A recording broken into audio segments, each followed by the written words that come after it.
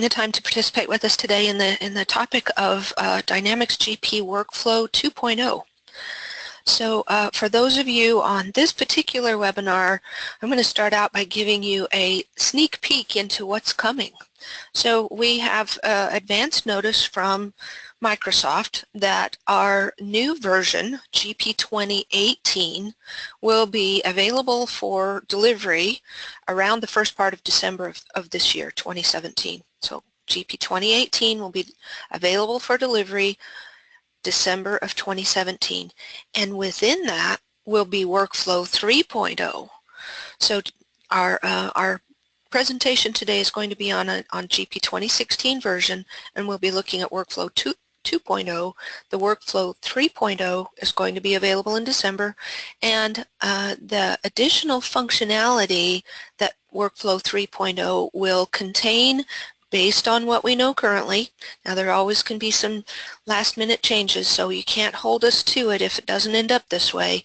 But some of the new features that they're talking about include some reminder emails, some workflow history reporting, GL account workflow approvals. So if you want to have someone review before GL accounts get created, there's a potential in the new version that those GL accounts can go through a workflow to get approval before they get created. And then some additional fields in the workflow email messages will also be available. So like I said, those of you who are here and available for this webinar today get a little bit of a sneak peek. Again, no guarantees, but that's what we're hearing is coming out for us in GP 2018, which can be available as early as early December 2017.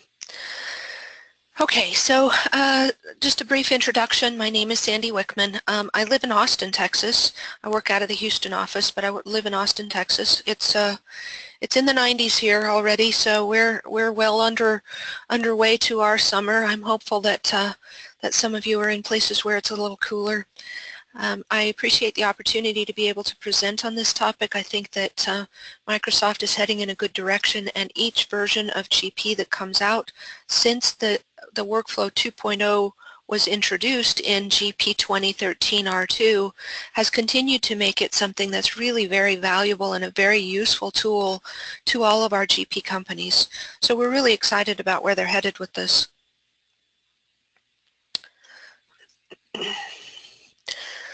So in terms of our agenda today, we're going to start out by talking about what the available workflows are. Each of the different modules has a different set of workflows that are available in the current versions. So we'll talk about what those are and what versions they became available. We're going to look at the workflow setups, and we'll go into a demonstration of the workflow setups where you can see the details of how you would need to proceed through a variety of screens in order to make the workflows work the way you hope for them to. We'll do some transaction routing and workflow logic, like what kinds of logic can be applied to the workflows. And lastly, we'll talk about the web client, web services, and the email setup. So at the end of this webinar, you should have a full understanding of what at least is necessary for you to be able to make these workflows work in your environment. So in terms of available workflows, again, it has sort of improved over the last several versions. And so the starting point for this Workflow 2.0 was GP 2013 R2. The workflows, in terms of what they actually are, gives us an ability to control repetitive tasks without your IT other than maybe the installation. It replaces the SharePoint-based workflows. So up until the 2013 R2 version, there was an existing SharePoint-based workflow that was available.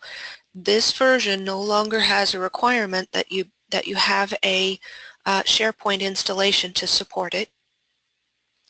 The workflows do work with the web client.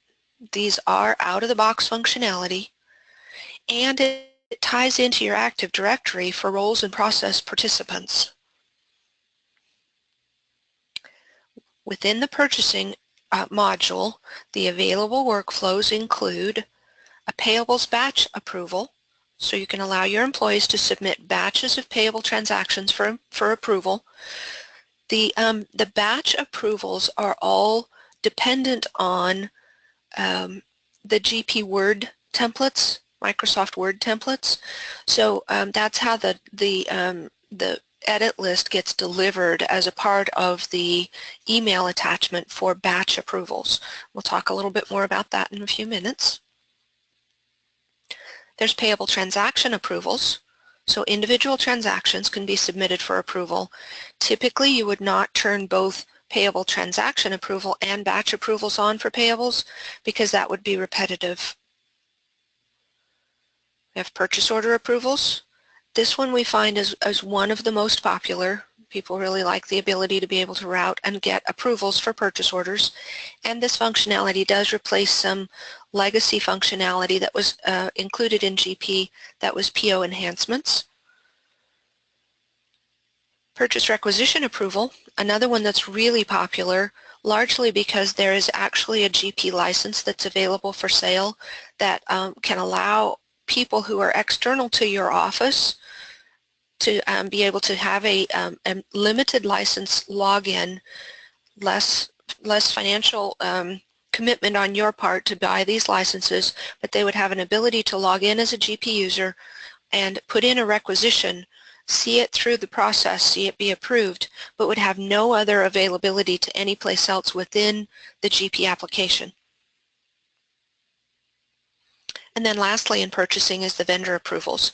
So if you have some process that you want to put your vendors through, including whether you've received their W-2 forms and other kinds of documentation, you can have a vendor approval process that allows someone to be able to review the details before the vendor is available for use.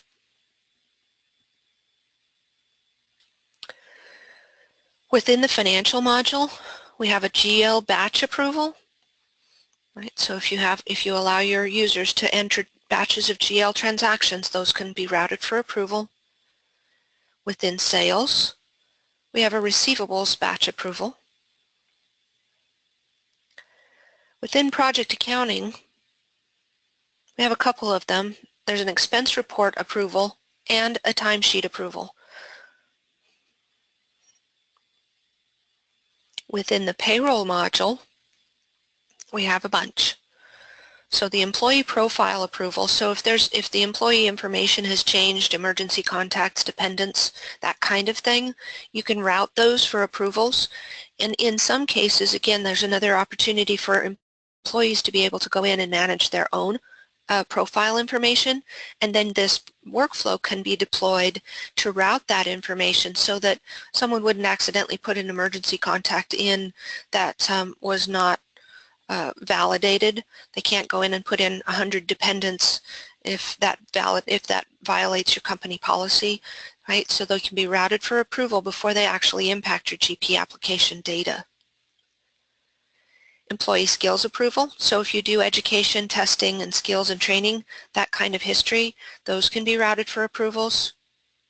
Direct deposit approval. So if your employee goes in, they want to view or change or stop their direct deposits, you can route that for approval. Employee time cards and employee W-4s. So I happen to like this particular slide, so if you happen to be taking any screenshots of this information, this one is really nice to be able to keep and refer back to. So it's talking about which workflows were available during which version. So if you happen to be on a version prior to the 2016 version that I'll be doing the demonstration on, this will give you a reference point for what was available in prior versions. There is also one additional workflow that that gives you the ability to approve a SQL view before it gets created in your SQL database. So we'll look at that one a little bit as well. That was a 2016 version edition. Okay, so with that, I'm going to leave my slide deck and go into my demonstration environment and start looking at workflow setup.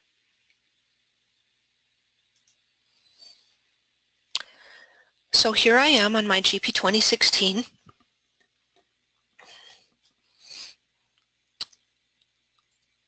And I'm going to start with some administrative type setups that are done at the system level. That means that it's above the company level. It's the hierarchy is system, then company, then modules.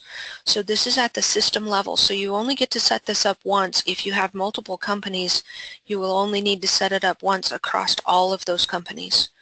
So I'm going to navigate to my administration area page. In the Setup section, under System, I'm going to scroll down to Workflow Setup, which opens this window.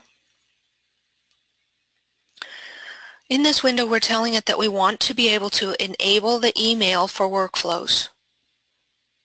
The outgoing mail server, the SMTP indication, are details that you'll likely want to get from your IT provider or your internal IT people, right? So the email address that I have set for mine is workflow@gp2016image.com. The display name on that email address is test, and excuse me, and then I have the server name and the port. Again, these are typically things that your IT or your email provider can provide to you. The SMTP authentication is typically set up as Windows authentication using a database engine. The basic authentication would only be if that was required by your IT. And then the lower part of the window, we want to enable the email actions. That is the functionality that is the ability for someone to be able to receive an email, and then they would have typically three choices.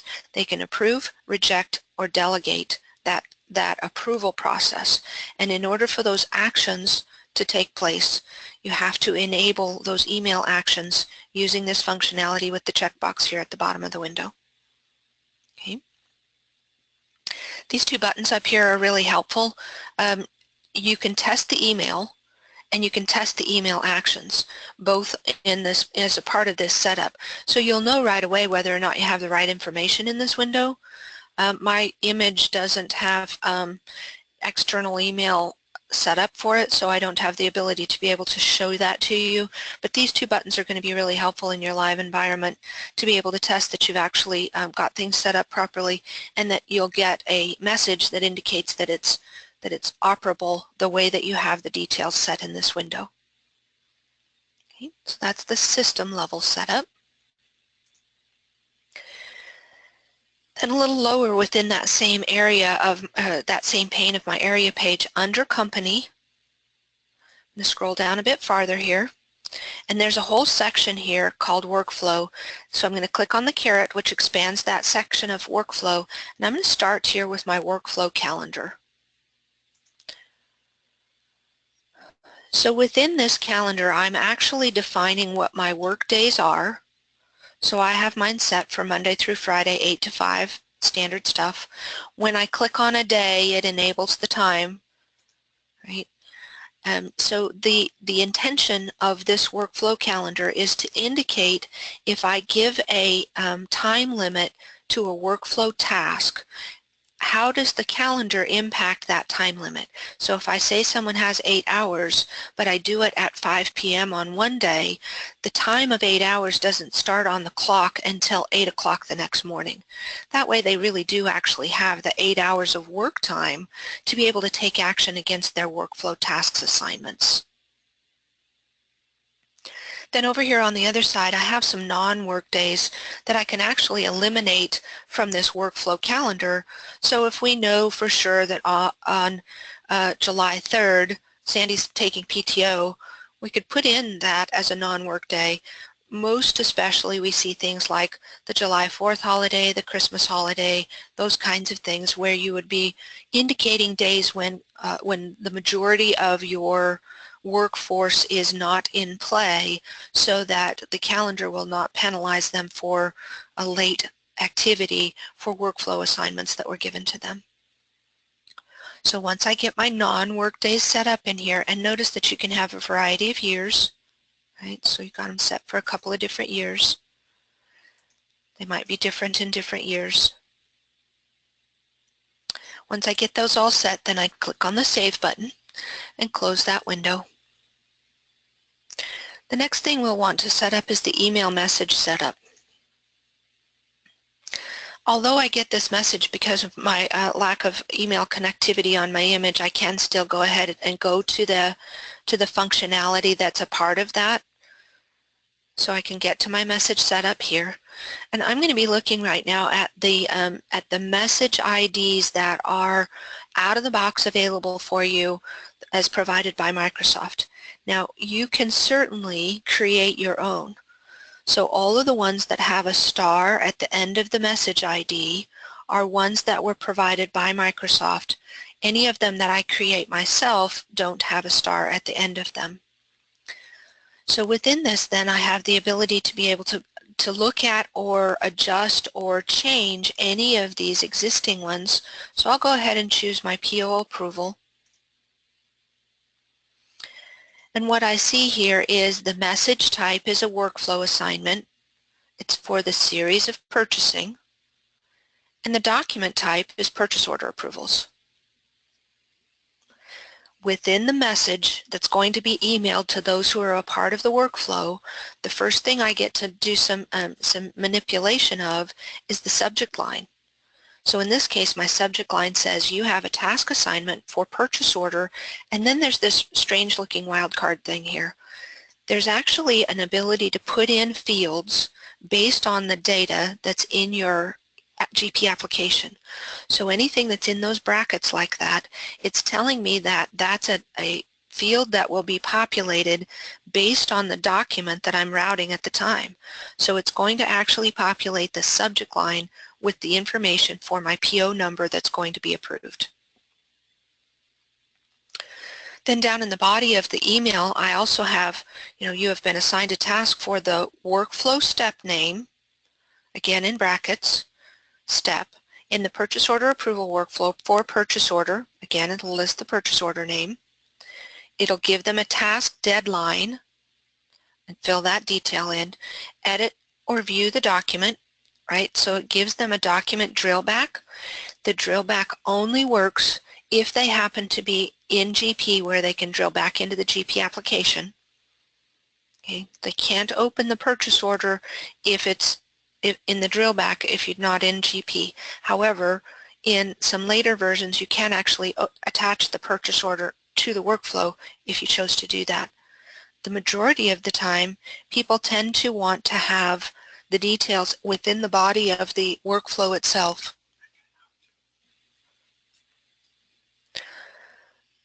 So then I've also included in the body of my email the company, the document type, the PO number, the vendor, the document date, the on order amount is the total amount of my purchase order, and then some workflow comments. The comments you'll see as we're doing an actual workflow process that you can put workflow comments into the steps of your approval processes so that you can communicate details that you need to tell the person who's going to be doing the approval. And then lastly, if you want to have some of the additional details for the line items go into the approval process, I think I actually have one set up on requisitions. Let me see if I've got that in here. PO requisition.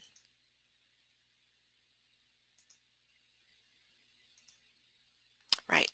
So in my requisition approval, I actually have the item number and the item description printing right into the body of my email so that the person knows what right from the email what the item number and item description are that what they're approving the purchase or purchase requisition for. It is also necessary within the body to include the field for document lines in order for that to work. This one, document lines. The document line fields needs to be pulled onto this body in order for the stuff on that tab to actually show up on this list. Okay. This second section down here is where these fields, where I've got these bracketed values, this is where I pick those fields from. So the fields that are available can be placed anywhere I want to using any of these fields that are on here. Right? And then you'd insert based on where your cursor position is, and it would add it to the body. The Have Replies Sent To field is available for you to be able to have the replies. So if someone gets a email workflow task and they don't happen to use those actions that I mentioned, so the approve, reject, or delegate, if they happen to click the reply, then this email address that you choose here is going to be the address that those workflow tasks go back to. Okay. So very often we would have, for instance, in this requisition approval, we would have an email address created that was requisitions@introdynebmi.com, such that if someone did that reply, it would go to a generic email address that was for requisitions that could then be monitored by my purchasing team or someone on an ongoing basis. You wouldn't typically set this up as an individual person unless that person is always responsible for all requisitions. So when I click on the Select Names button to be able to put that detail in, the requirement is to use the Active Directory, and we're going to look at that a little bit in a minute in terms of how you pick your Active Directory users as those email users or groups. Lastly, on this window, you might also use this Validate button to make sure that all of your fields match the document types that are assigned to the message. If there's any errors, it'll tell you that so that you'll know before you send out emails that there might be issues with the delivery of your workflow. You'll notice that there's also a copy button, so in some cases you might choose to copy these from one workflow to another so that you can have the message details without having to go create them all over again.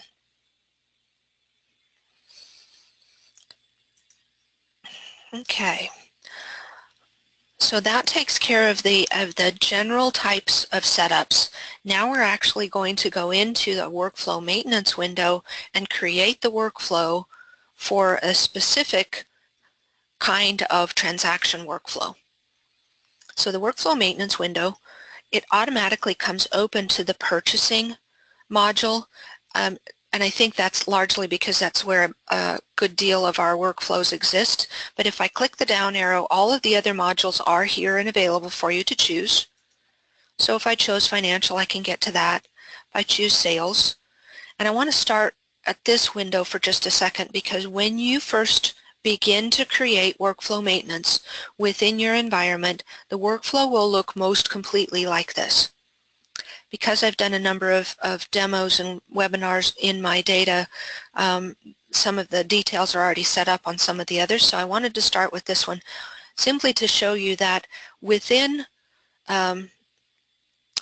standard functionality, for those of you who've used GP for a while, typically when you see a field that's grayed out like this one where it says managers, we all kind of have gotten used to the fact that if it's gray like that, there's nothing that we can add or enter into that field.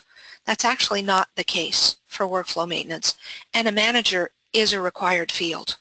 So as you're starting to use your workflow maintenance, be sure that in this managers field that you do choose a manager.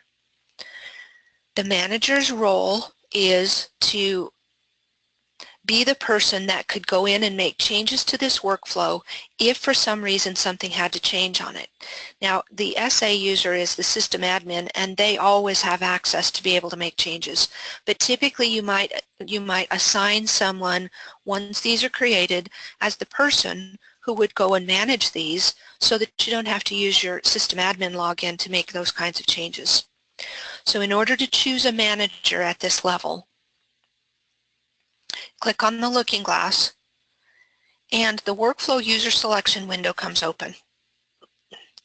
The selection type is automatically defaulted to people and groups, and this is using Active Directory. It's not using GP users. It's not GP people. So notice down here in my GP application, I'm currently logged in as the SA user. So when I try to type in SA, if I did the tab or the binoculars, you'll find that there is no SA user. There's a Sandy Wickman user, but there is no SA user. So I'm going to take that back out again. So you kind of have to know something about the way that your Active Directory people and groups are set up in order for you to choose them. So even if I clicked on the binoculars and said, I just want to look somebody up, I'm clicking on that button, but nothing happens. And that's because it's waiting for me to give it some kind of an indication of what the value is that I'm doing the find on. So I know in my environment that I have a GP admin in my Active Directory. So if I type in some part of, I'll just put in part of, it actually does go and look within my Active Directory users and find the GP admin. So that being said, if you have access to be able to work with your internal IT people on how you want to create these Active Directory users and groups, you have more flexibility to be able to route things for approvals based on Active Directory users and groups that you can create. So great opportunity for you to partner with your IT people, find out how they have your Active Directory set up to be able to add these in. So for the purpose of ongoing demos, I'm not going to add this one. If I click the add button, it would move it down to the selected users down here, and at that point it would look more like this. Okay. So we're going to be today creating a payables batch approval workflow. So I've already accomplished that first step, which was to add the manager to that workflow.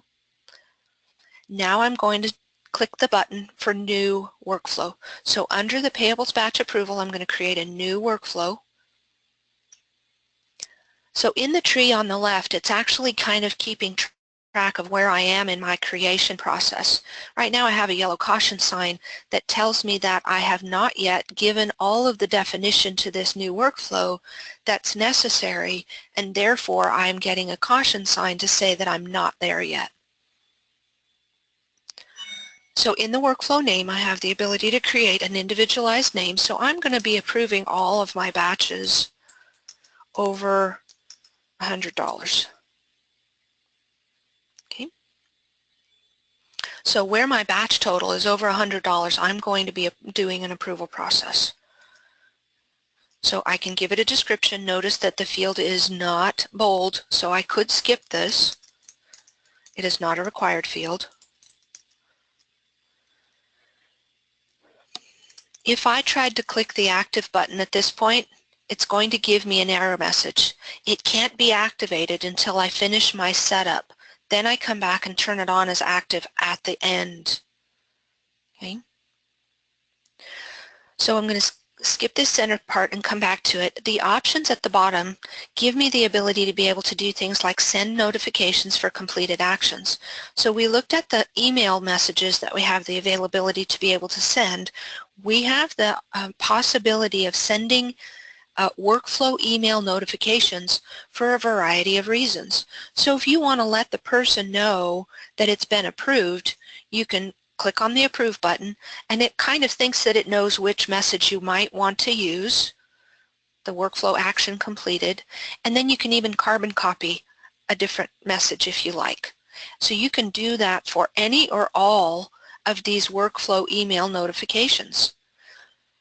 Again, a really good opportunity for you to be able to email a notification to a requisitioner to say that the requisition's been approved, so you can look for your goods to be arriving. And click OK. Allow the approver to delegate tasks. So I mentioned that 3 of the actions that are available in a workflow are to be able to approve, reject, or delegate. So if you want the approver to be able to delegate those things to other people, you have to turn that on in this workflow setup. Allow the originator to be an approver. So we don't typically do that. That only typically happens in like a demo environment or in a testing environment. So if you want the person who's originating the workflow to also approve it, then you'd need to mark that box. Always require at least 1 approver. So in the naming of this particular workflow where it says all batches over 100, if I mark the always require at least one approver, even though the batch is under $100, it's going to think that it has to be approved by someone if that box is marked. So consider that as a possibility. And then use an alternate final approver. So if you want to use a separate person as an alternate for the final approval process, you can do that. The lower part of the window, when a task is overdue, I will say to anyone on the call who happens to be on an earlier version than 2016, some of this is not yet available to you. So when a task is overdue in some of the earlier versions, it would just end the workflow and you had to go like retrieve it. So if you are planning to use workflow, try and get up to the 2016 version so that you can take advantage of all this new functionality. When a task is overdue in a 2016 version, you can tell it to take no action. You can escalate it to the next approver, escalate it to a particular person, or automatically reject the overdue task and it'll go back to the requester. Okay. So once I've got the check marks in place that I want, I'm going to go ahead and mark that so it'll be available for me. Once I've accomplished the steps on this window, I click Save Workflow. Now my caution sign's been removed and I now have the ability to create the steps within the workflow. So I'm going to click New Step. And the first step, or the only step that I'll do for this one, is over 100 total. Again, not a required field on the description. The step types can either be an approval or a task. If you want someone to take action on it, you need it to be an approval. Then down here in the condition section, the action is always required for this step, or the action is required only when the following condition is met. So we've identified that this step is only when it's over 100 as the total. So if I left it marked the way that it is, it would happen on batches under 100 as well. So I'm going to click on the action is required, which enables this section. And then the expansion button, the blue expansion button, opens the window where I can now set my conditions.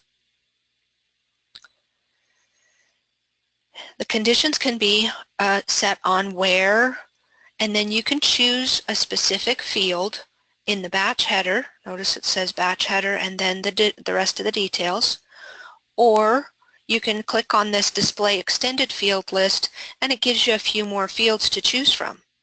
Right? Our list is longer now.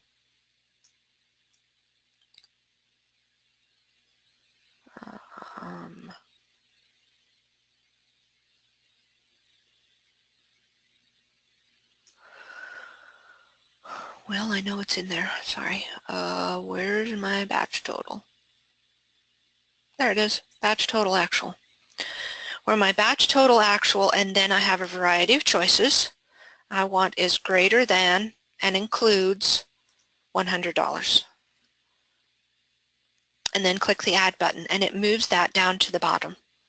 You'll notice now that my first selection box now changes to it can either be inclusive or exclusive. It can be an and or an or, and then I can continue to add additional filters or conditions such that my conditions list can have a variety of conditions included in the details.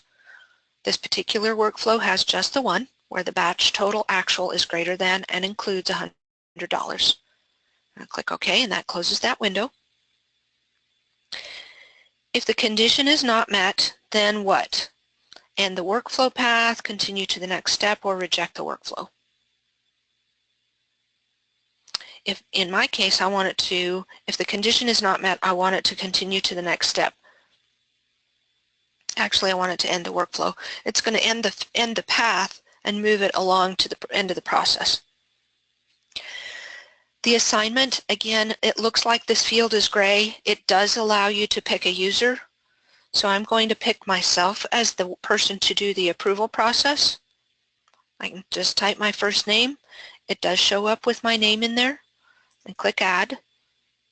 Puts it in the selected users and click OK. Now it shows up on that window.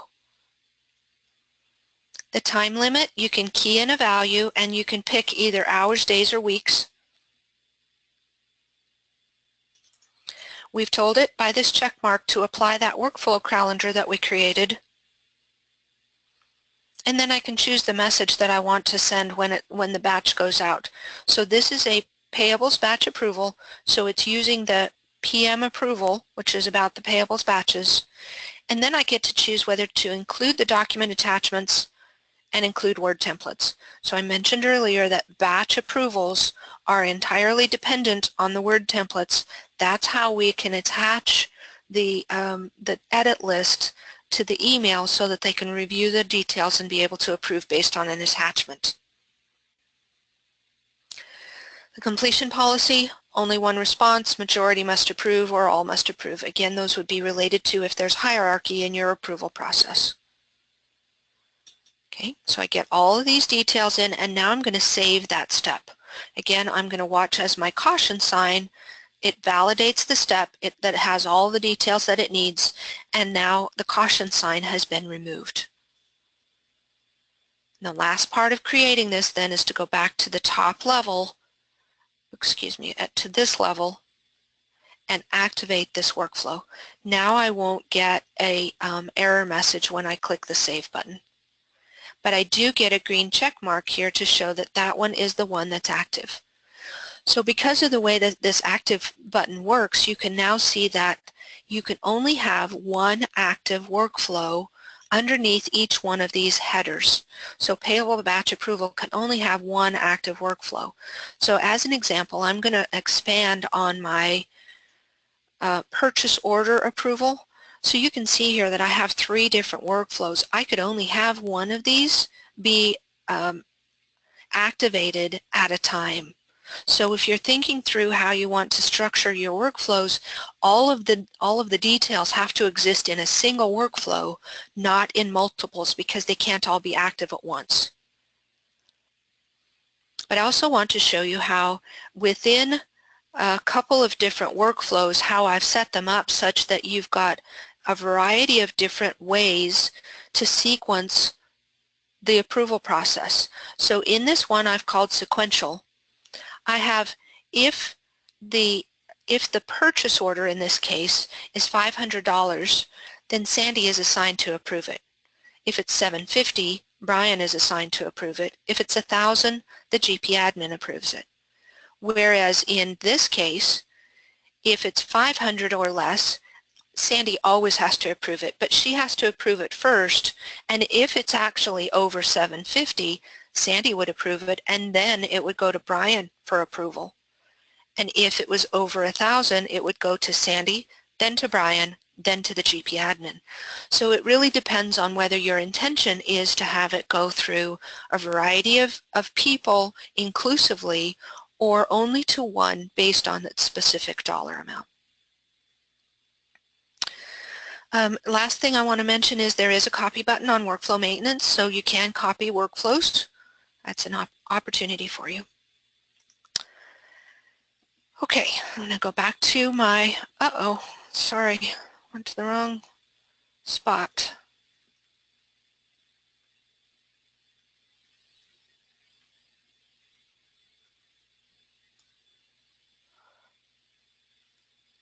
There we go. Back to my slide deck, and we're next going to talk about transaction routing. So I mentioned a little bit of that within the context of the and/or within the conditions, and also within the setup of the steps. So some things that you need to consider and logic tips are that an or statement is exclusive. It's not able to be inclusive of other statements. So you may need to nest scenarios where you have 3 conditions in one step. Okay. You cannot route a workflow based on X and Y and Z this or Z that or Z that something else.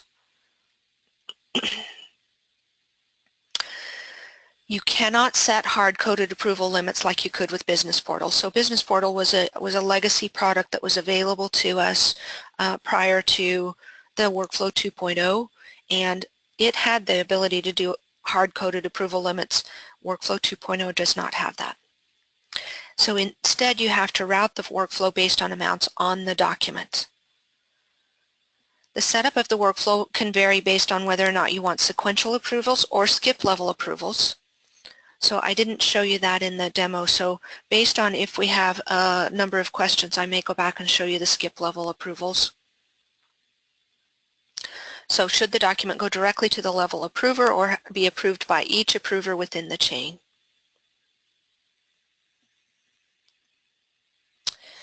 The web client, web services, and email setup. So again, I mentioned in the early part of our webinar that there's some setup that's necessary and that web services and some email setups are a part of that. So SMTP server settings, the settings are server specific and they must be provided by the Exchange admin for your environment. So we can't help you set that up without having knowledge. So if you choose to engage with Interdyne for us to help you set up your workflows, we are really happy to do that. But there are some things that we still need to go back to your Exchange admin and your IT department to be able to get those details. Some common email provider SMTP settings can usually be found online. So if you use Office 365, that setting is already defined for us and it's right there on the slide deck for you to use. If you use Hotmail, right, it's already there and defined for you. You can use that test email button that I pointed out to verify that the settings are correct, and you'll receive a test email notification if the settings allow mail transmission. So again, really great opportunity for you to validate that things are working before you're actually sending things out. Web Services is a separate install. It does not get installed automatically with your GP, and it is a requirement in order to use the approval and rejections without needing to open GP. Right? So if you get that email and the email has the approve and reject and delegate actions on it, Web Services must be installed, must be running. To enable those approvals from anywhere, you have to set up a public DNS record to forward to a static IP on your router. So again, this is where your IT department and your admins need to be a part of the process in the early part of setting things up. In the Enable Email Actions area, enter the public DNS address that resolves back to the Web Services server. So the approve and reject links are generated with the public DNS record.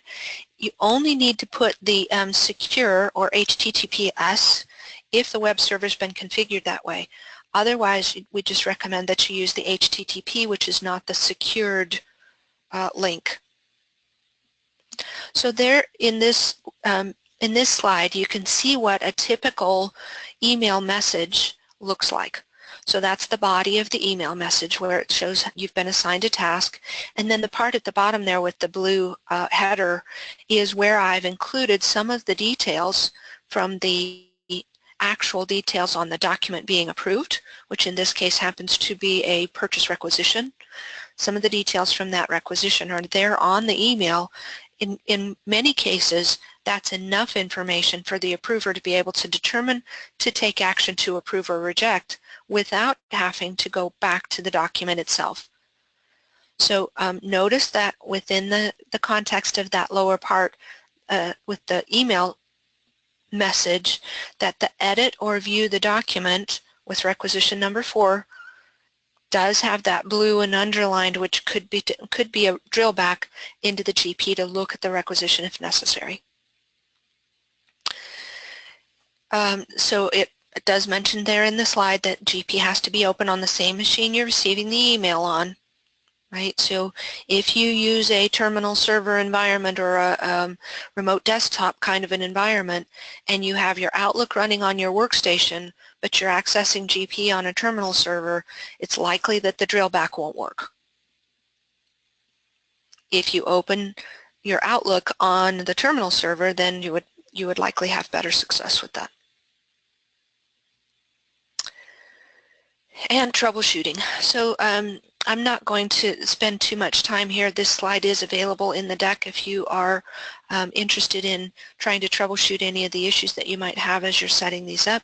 There is some information that's available in a SQL trace, so your admin or Interdyne can help you with that. The email approval, you'll need to authenticate to the remote domain after clicking the link. right? So the approval process, notice there at the bottom of the window, I mentioned earlier that you do have opportunity to put a comment in. So if you click the approve button on an email message, it also then comes up with a comment where you can type in comments directly on your email and then click the approve button. So if you want to give some information back to the person who had done the request, you can do that right within the context of your approval. So as of GP 2015 R2, document attach is available within workflows. Right? I mentioned that the batch approvals are Word template requirements.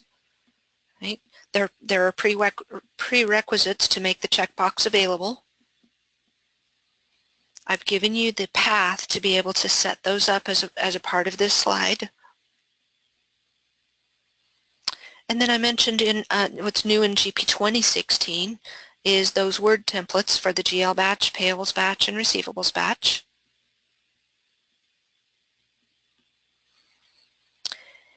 The new workflow in 2016, there's two new options. That one of them I mentioned, the continue to next step or reject the workflow on the condition management, and the reassignment notifications. That's new in 2016. And I think that's the content. So, Ashley, I'm going to come back to you and ask if we can go ahead and unmute people. If you have questions, you can certainly take those now. Yeah, so we actually had a few questions come through. I'll read those out to you. Will enable email actions only work on your internal network or if connected to via VPN? What if you receive an email on your mobile device? The enable actions does work for mobile devices as long as your email is connected to your network. So the most successful ones where we've seen people be able to make the approvals on a mobile device have been when people are using something like an Office 365 where the email is actually in the cloud.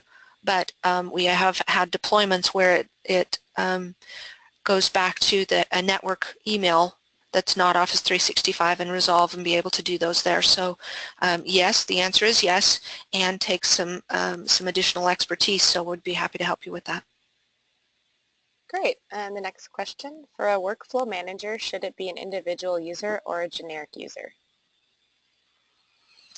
The workflow manager should be connected with Active Directory to the person in your organization who should be able to go in and make changes to that workflow. So if in a customer environment, if the person who has been trained to manage workflows is a super user GP user, then that person's Active Directory would be the GP would be connected to that Active Directory user, the GP user. So let's say Sandy Wickman is the super user, I know how to work on workflows that are broken, then my Active Directory of Sandy Wickman in Interdyne BMI would be the manager that also sort of matches with my GP user so that I can then go in and make those adjustments as necessary. Great, thank you. Do you have to have web services for GP installed if you will only be doing approvals within GP? No, you do not. All right, and that's it for the questions that were submitted. If anyone else has other questions, please feel free to raise your hand and you could be unmuted. Otherwise, the session is being recorded and will be emailed out to you, so if you have any other questions later, you can always email us as well. So we'll give everybody a minute or two to see if they have any more questions.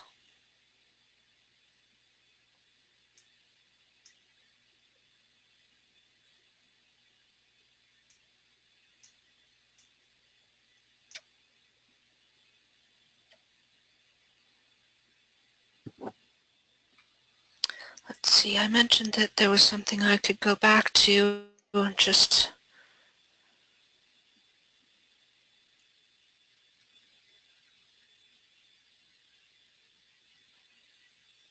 I think we actually took that question on already, so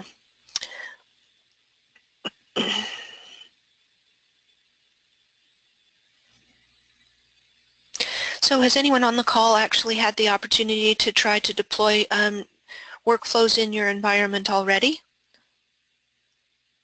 Is anyone using the workflows?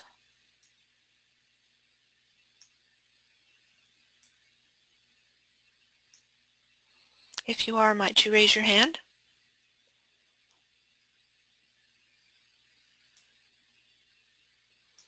I don't see any hands raised, so it sounds like maybe this would all be new to each of you on this call.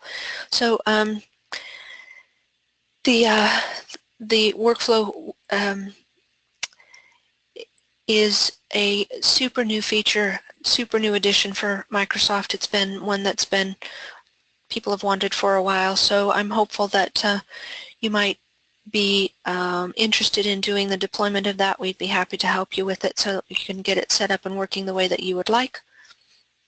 Looks like Denise raised her hand. Denise, if I unmute you, would you be willing to share your experience? Denise, you've been unmuted.